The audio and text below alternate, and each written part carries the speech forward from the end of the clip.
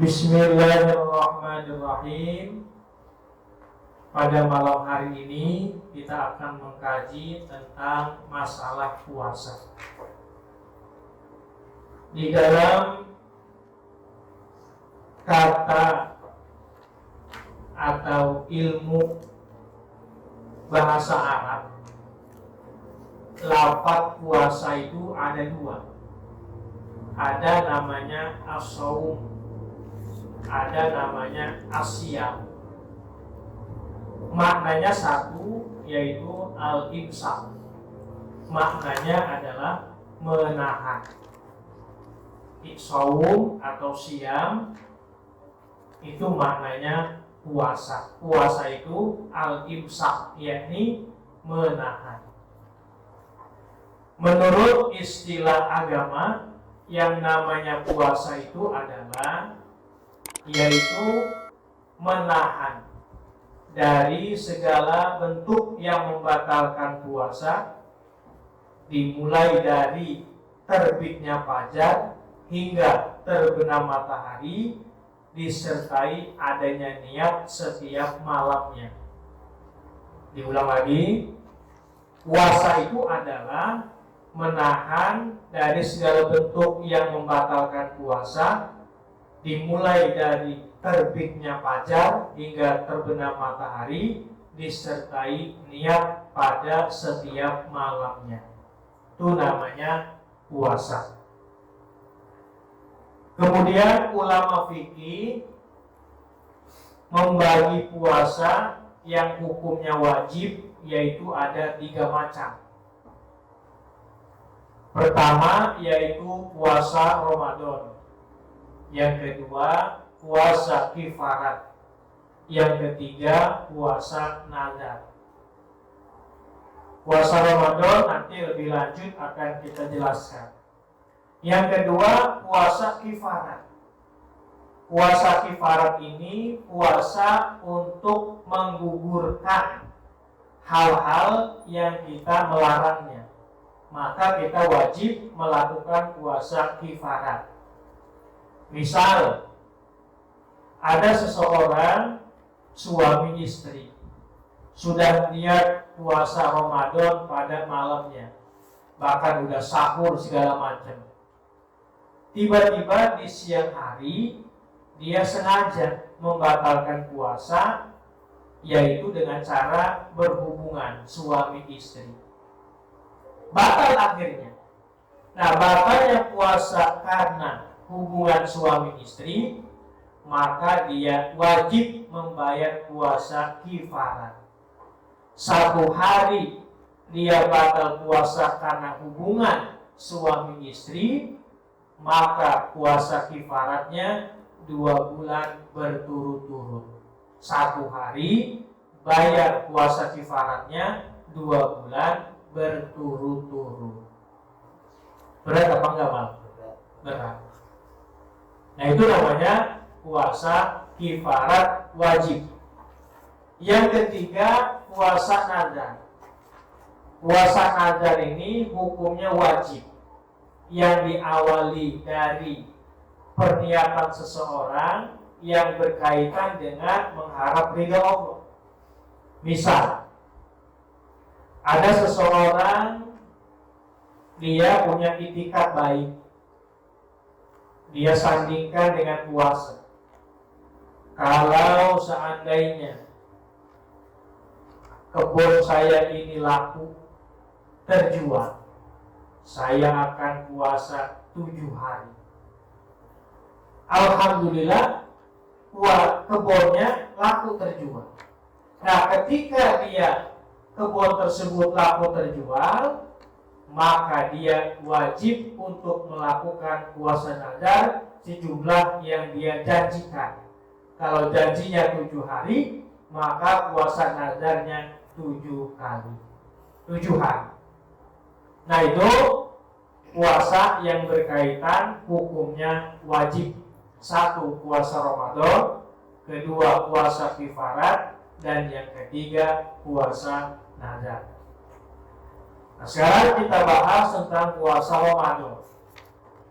Puasa Ramadan ini ayatnya jelas, sudah ada nasnya di dalam Al-Quran, yaitu surah Al-Baqarah ayat 183.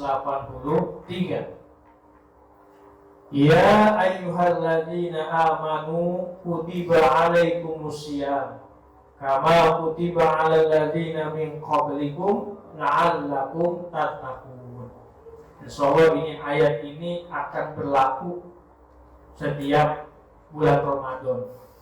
Dari para pejabat, kepala dinas, gubernur, kepala bidang, sampai lurah RT baca ayat ini. Kalau yang berkaitan dengan puasa Ramadan. Al-Baqarah 183. Wahai orang-orang yang beriman, diwajibkan atas kamu berpuasa sebagaimana diwajibkan atas orang-orang sebelum kamu, la'allakum tattaqun, agar kalian menjadi orang yang bertakwa. Tujuan puasa Ramadan mengantarkan kita untuk menjadi orang yang bertakwa. Nah, itu jelas ayatnya di dalam Al-Quran surah Al-Baqarah 183. Para jamaah yang saya muliakan, kemudian puasa ini ditinjau dari banyak persyaratan.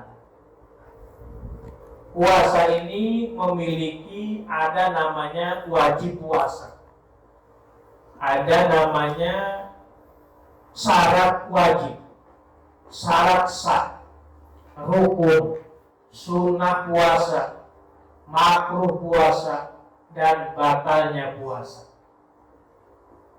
Maka kita ketika nanti memasuki bulan suci Ramadan, kita sudah paham dengan hal-hal yang berkaitan dengan puasa Ramadan pada khususnya.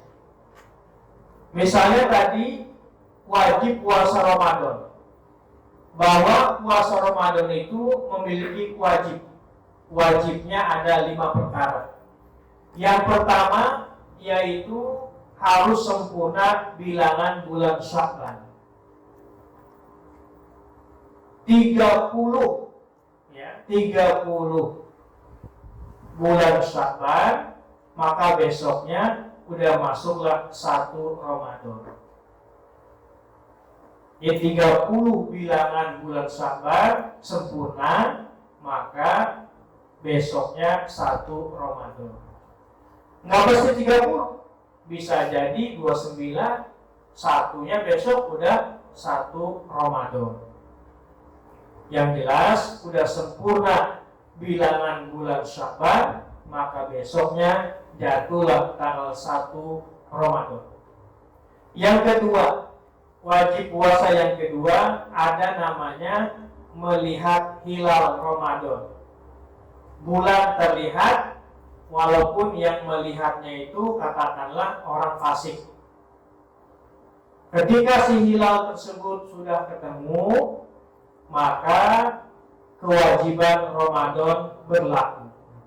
Berdasarkan hadis, sumu liru'yatihi wa abtiru liru'yatihi. Puasalah kalian karena telah melihat bulan, dan berbukalah kalian karena telah melihat bulan.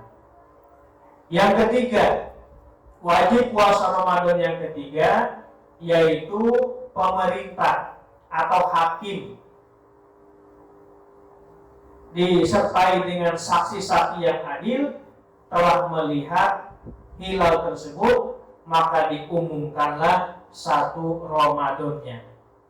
Biasanya nanti sudah ramai itu ketika terakhir di bulan Sya'ban, udah mulai bersamaan dengan terbenam matahari, itu mulai di mana tempat untuk melakukan persaksian apakah hilal terlihat ataupun tidak terlihat.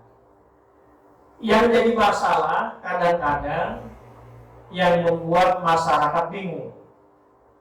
Di mana bingungnya? Pemerintah belum ngumumin. Tapi di kampung kita udah sibuk untuk selamatan, namanya munggahan. Munggahan malamnya, sementara pemerintah belum mengumumkan. Masalah munggahan mah mau besoknya 1 Ramadan atau tidak nggak jadi masalah. Artinya apa? Artinya jangan menjadi problem di antara kita. Seandainya maaf di Gunung Mastur malam ini munggahan, begitu diumumkan bahwa besoknya nggak jadi puasa, ya udah. Artinya besok malam nggak usah munggahan lagi lah, nggak usah selamatan lagi. Cukup malam itu saja. Kecuali kalau mau ada yang nyumbang lagi, makan lagi, nggak jadi masalah. Namanya makan, siapa yang nggak suka? Pasti suka semua. Maka itu jangan jadi problem. Kalau seandainya malam ini udah sepakat, udah pada masak ibu-ibunya, malam ini mau munggahan, ya sudah teruskan. Walaupun nanti ketetapannya belum tentu 1 Ramadannya besok, tetap munggahan. Kalau besok mau ngadain lagi, iya silakan aja. Besok ngadain lagi, oh itu yang ditunggu. Nah itu artinya. Jadi kayak gini-gini ini nggak usah jadi apa ya, polemik, jangan jadi masalah. Ini kampung kita masih ada itu. Yang jelas yang harus kita perhatikan adalah pemerintah sudah mengumumkan, disertai ada saksi-saksi, yang saksi itu disumpah bahwa benar mereka telah melihat hilal. Kemudian yang keempat, wajib puasa Ramadan yaitu udah mendapatkan berita atau kabar dari orang yang dipercaya bahwa dirinya telah melihat Ramadan. Misalnya maaf, biasanya kalau di Lampung ini di ujung Krui kayaknya ya, ada ini sedikit. Ya wajar. Sana mereka ngeliatin hilalnya itu. Ketutup nih sama media. Jamal yang di laut ngeliat hilal. Ngomong Jamal. Lapor sama pemerintah bahwa saya melihat hilal. Nah, tapi Jamal ketika melihat hilal itu harus siap disumpah. Harus siap disumpah supaya apa? Supaya lebih yakin. Artinya betul-betul Jamal ini melihat dan akhirnya bisa dibenarkan persaksian melihat hilalnya tersebut. Maka akhirnya bisa ditetapkan 1 Ramadannya besok, misalnya gitu. Nah itu dapat berita, kabar dari orang yang dipercaya bahwa dirinya melihat hilal Ramadan. Yang kelima, wajib puasa Ramadan yaitu zon. Zon itu sangkaan. Sangkaan bahwa telah masuknya Ramadan dengan cara bagaimana? Dengan cara ijtihad. Biasanya ini ijtihad ini dilakukan oleh orang-orang yang memang paham dengan ilmu falak. Atau ada seseorang yang memang dia status sedang ditahan, dia tidak mendengar berita hilal tersebut. Akhirnya dia ijtihad sendiri bahwa ijtihadnya besok itu 1 Ramadan. Maka akhirnya puasa besok yaitu sebagai puasa pertama di bulan Ramadan. Nah, ijtihad ini seyogianya jangan sembarangan orang. Artinya betul-betul orang-orang yang paham di bidang ilmu falak, ilmu hitung-hitung, kalender, nggak asal tebak-tebakan sangkaannya, betul-betul. Dan seorang mujtahid yang berijtihad tersebut itu jangan membawa orang lain. Artinya jangan memaksakan orang lain untuk ikut. Misalnya, dulu pernah terjadi di Cidahu, di Pandeglang, ada Abuya Dimyati. Beliau itu kalau puasa Ramadan itu ijtihad sendiri. Bisa duluan dari pemerintah, bisa belakangan dari pemerintah. Dan beliau tidak mengajak masyarakat umum, hanya di kampungnya saja. yang menjadi naungannya. Maka tidak diumumkan di tempat luar. Maka akhirnya sah.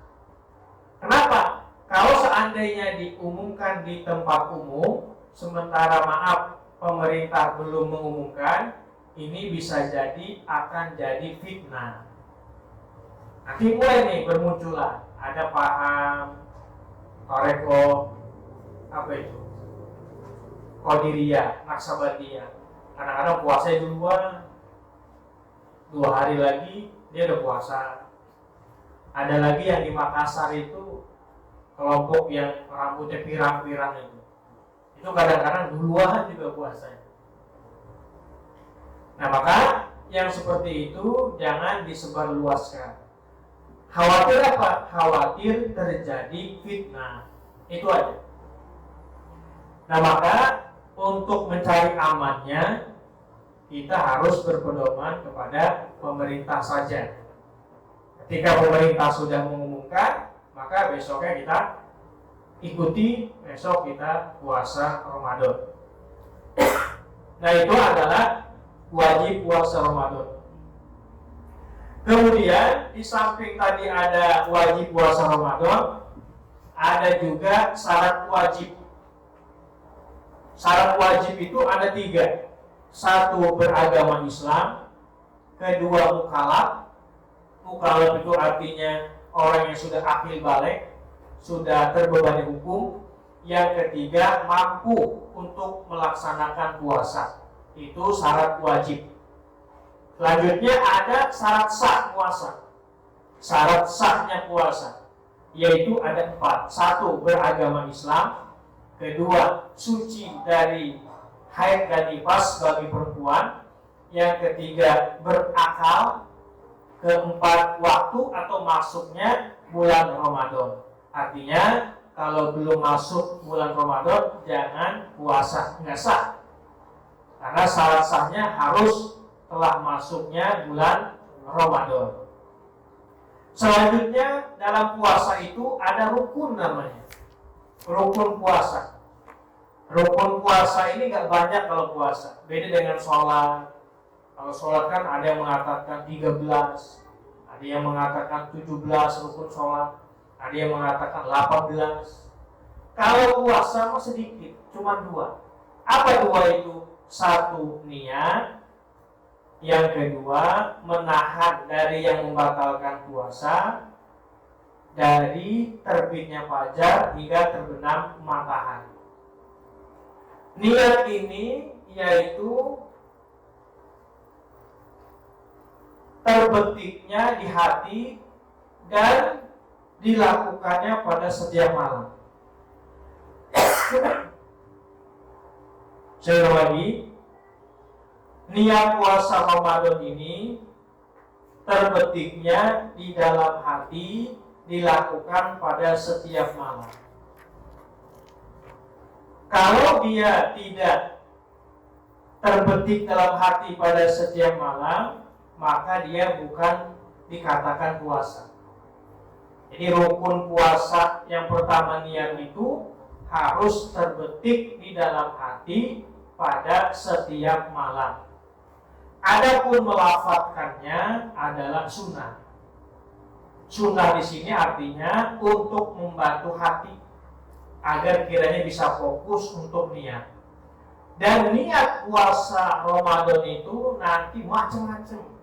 Kita nggak dengar di TV, nggak dengar di radio, bahkan nggak dengar kajian-kajian para kiai ustadz. Itu pasti beda-beda niat puasa Ramadan ini. Yang pertama ada niat puasa Ramadan, lafadznya nawaitu shoma ghadin an ada'i fardhi syahri ramadana hadis sanati lillahi ta'ala. Itu yang biasa keluar di televisi maupun radio. Ada lagi yang kedua, nawaitu shoma ghadin an ada'i fardhi ramadani hadis sanati lillahi ta'ala. Yang ketiga ada niat puasa itu nawaitu shoma ghadin an ada'i fardhi syahri ramadana. Ramadan. Hadis sanati lillahi ta'ala. Jadi ada 3. Nah, yang masyhur tadi yaitu yang pertama dan kedua. Yang kita dengar atau kita saksikan di televisi itu, nawaitu shauma ghadin an adai fardhi syahri ramadana hadi sanati lillahi ta'ala. Nanti ada lagi nawaitu shauma ghadin an adai fardhi ramadani hadi sanati lillahi ta'ala. Dan masing-masing niat itu punya argumennya. Punya argumen itu artinya punya alasan masing-masing. Kalau dulu saya berpegangnya niat yang kedua, nawaitu shauma ghadin an adai fardhi ramadani hadi sanati lillahi ta'ala. Itu yang saya pakai. Tapi saya nggak memaksakan kepada jamaah untuk ikut. Kenapa? Karena tadi udah melihat, menyaksikan di televisi. Niatnya apa? Nawaitu shauma ghadin an adai fardhi syahri ramadana hadi sanati lillahi ta'ala. Itu pasti. Maka akhirnya saya nggak maksain. Kenapa? Pada intinya kembali bahwa niat itu ada di dalam hati. Lafaz itu hanya untuk membantu agar terbetik di hati niat tersebut. Kalau kita ribut masalah niat, oh ini bacaannya Ramadhani, ini Ramadhana, ini alasan ilmu nahunya, akhirnya nggak selesai ngeributin masalah lafaz niat itu. Besoknya nggak puasa dia, ngurusin lafaz niat, akhirnya apa? Nggak puasa. Nah itu ya. Dan intinya adalah tadi niat ada di dalam hati. Itu dilakukan setiap malam. Ya. Setiap malam niat itu. Alhamdulillah di tempat kita ini, di masjid ataupun di musola, biasanya imam ngajak niat setelah selesai sholat tarawih. Ngajak, membantu kita khawatir lupa niat. Kemudian bagaimana kalau seandainya kekhawatiran terjadi lupa niat? Nah ini ada solusinya, ada pendapat Imam Malik. Imam Malik itu berfatwa bahwa boleh pada malam pertama itu niat puasanya sebulan penuh. Jadi di samping niat nawaitu shauma ghadin tadi, yang kedua ditambah niat puasa sebulan penuh. Apa maksudnya? Maksudnya adalah untuk menjaga kekhawatiran malam-malam berikutnya kita lupa. Maka akhirnya pada malam pertama itu kita niat puasa sebulan penuh. Nawaitu shauma Ramadan kullihi atau kullahu lillahi ta'ala. Niat saya puasa Ramadan seluruhnya lillahi ta'ala, karena Allah ta'ala. Pada malam pertamanya itu untuk menutupi, menjaga kekhawatiran malam-malam berikutnya kita lupa niat. Namanya manusia pasti ada lupanya, kan gitu. Apalagi lupa dengan apa? Dengan gajinya. Biasa tanggal 1 keluar, nggak taunya molor nih tanggal 15. Maka bisa jadi puasanya lupa juga niat. Jadi akhirnya niatnya pada malam pertama taklid kepada Imam Malik, puasa Ramadan sebulan penuh karena Allah Ta'ala. Yang kedua tadi, rukun puasa adalah menahan dari segala bentuk yang membatalkan puasa, dimulai dari terbitnya fajar hingga terbenam matahari. Para jamaah yang saya muliakan, kemudian ini sering ditanyakan oleh jamaah. Apa itu? Ada 4 golongan manusia ketika masuknya bulan Ramadan, dia mendapatkan rukhsah. Rukhsah itu artinya kemurahan hukum, tidak melakukan puasa Ramadan, tapi nanti di bulan-bulan berikutnya dia harus bayar qada ataupun fidyah. Pertama, golongan manusia yang diberikan kemurahan hukum yang pertama adalah perempuan haid. Haid itu apa? Keluar darah dari kemaluan. Datang bulan. Kedua, nifas, habis melahirkan. Musafir, orang yang dalam perjalanan yang dimubahkan, yang dibolehkan. Orang sakit, perempuan hamil, perempuan menyusui yang khawatir atas dirinya, orang ayan, lupa niat pada tiap malam, orang yang sengaja tidak puasa Ramadan, maka orang tersebut wajib bayar qada. Maka wajib bayar qada. Saya ulang lagi. Mereka yang wajib qada, perempuan haid, perempuan nifas, musafir yang dimubahkan, orang sakit, perempuan hamil, perempuan menyusui yang khawatir atas dirinya. Ayan, penyakit ayan itu apa? Hah? Apa ayan? Nah, itulah. Lupa niat, orang yang sengaja tidak berpuasa. Maka ketika itu di bulan yang lain dia wajib qada, bayar hutang puasanya. Yang kedua yaitu wajib fidyah. Dia diberikan rukhsah kemurahan tapi wajib fidyah. Siapa mereka itu? Pertama, orang tua yang sudah pikun. Orang tua yang sudah pikun dan ingat lagi. Kalau Jamal belum pikun. Jangan ngaku aku pikun ya. Kedua, orang sakit yang tidak diharapkan lagi untuk mendapatkan kesembuhan. Udah ikhtiar berobat ke sana ke sini tapi tidak ada perubahannya. Maka ketika itu jangan dipaksakan untuk puasa, dia wajib bayar fidyah. Ketiga, ada orang yang wajib qada, wajib fidyah. Siapa mereka? Perempuan hamil, perempuan menyusui yang khawatir terhadap anaknya. Perempuan hamil, perempuan menyusui yang khawatir terhadap anaknya, maka dia wajib qada, wajib fidyah. Yang keempat, ini enak yang keempat ini, nggak wajib qada, nggak wajib fidyah. Siapa dia? Yaitu anak kecil yang belum akil baligh dan orang gila alias edah, maka dia tidak wajib qada, wajib fidyah.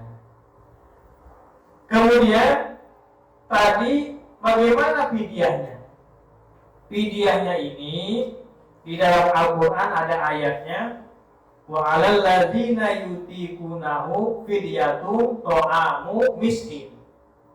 Bagi mereka yang tidak mampu untuk melakukan puasa Ramadan, maka dia wajib fidyah yang dia salurkan kepada fakir miskin.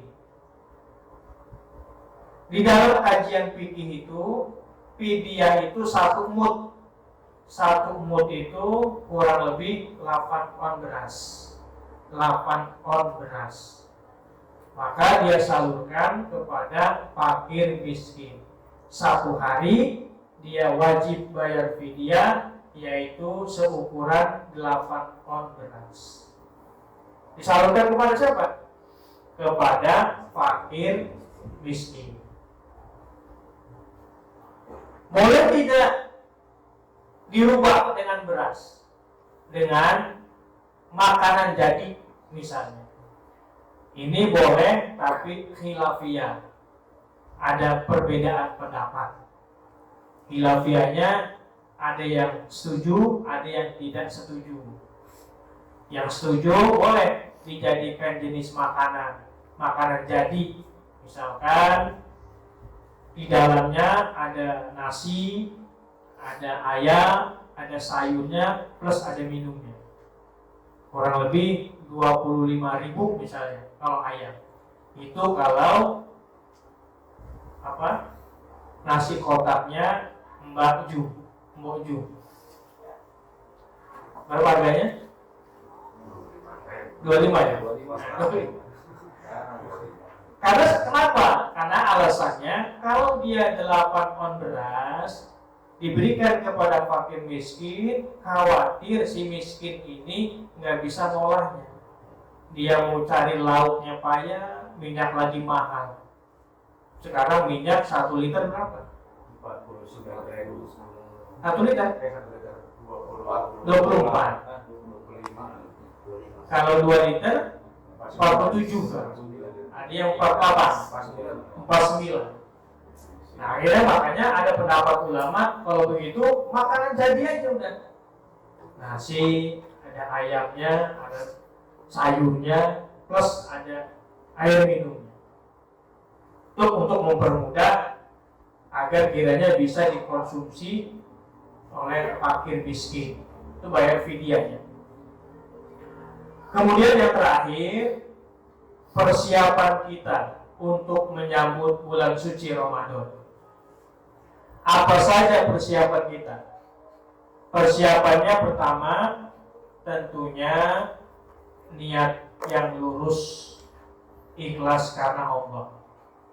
Jangan sampai ketika masuk Ramadan ini menjadi beban kita. Banyak bersyukur, alhamdulillah tahun ini kita dapat dipertemukan pada bulan suci Ramadan. Jadi bersyukur, jangan dibebani. Ramadan lagi enak-enaknya makan ya. Ramadan lagi. Artinya jadi beban. Maka yang pertama persiapannya adalah niat yang lurus karena Allah dan bersyukur dapat dipertemukan pada bulan suci Ramadan. Yang kedua, persiapan yang kedua yaitu memohon ampun. Tentunya banyak istighfar kepada Allah. Sudah barang tentu dimulai bulan Muharram sampai bulan Sya'ban ini kita ada salah, ada khilaf, ada dosa kepada Allah. Maka perbanyaklah istighfar kepada Allah dan juga jangan lupa minta permohonan maaf kepada sesama manusia. Wabil khusus kepada para jamaah yang seringkali kita ketemu malam Selasa, malam Kamis, malam Sabtu. Apalagi saya sendiri yang tukang banyak ngomong, nyinggung perasaan Bang Hendra, ya kan? Senyum-senyum tapi hatinya terluka sebenarnya. Jadi saya minta maaf Pak Hendra ya. Kita mau masuk bulan suci Ramadan. Nanti lebih khusus lagi, lebih sakral lagi mungkin nanti malam Sabtu penutupan. Kalau mau nangis-nangis saya maksudnya. Ya itu yang kedua. Yang ketiga terakhir persiapan menyambut bulan Ramadan. Di samping kita memohon kepada Allah tadi mohon ampun dan juga memohon kepada Allah agar kiranya diberikan kelancaran, kemudahan selama nanti menjalankan ibadah di bulan Ramadan, baik ibadah yang sifatnya wajib maupun ibadah yang sifatnya sunnah. Memohon diberikan kelancaran, kemudahan, sehat walafiat. Nah itu harapan kita bersama dalam rangka persiapan menyambut bulan suci Ramadan. Mudah-mudahan kita semua diberikan kesehatan, diberikan kelancaran, kemudahan, dan mudah-mudahan juga dapat dipertemukan pada bulan suci Ramadan. Sekian pengajian kita pada malam hari ini. Mungkin selanjutnya istirahat. Sebelum istirahat saya akhiri dengan Assalamualaikum warahmatullahi wabarakatuh.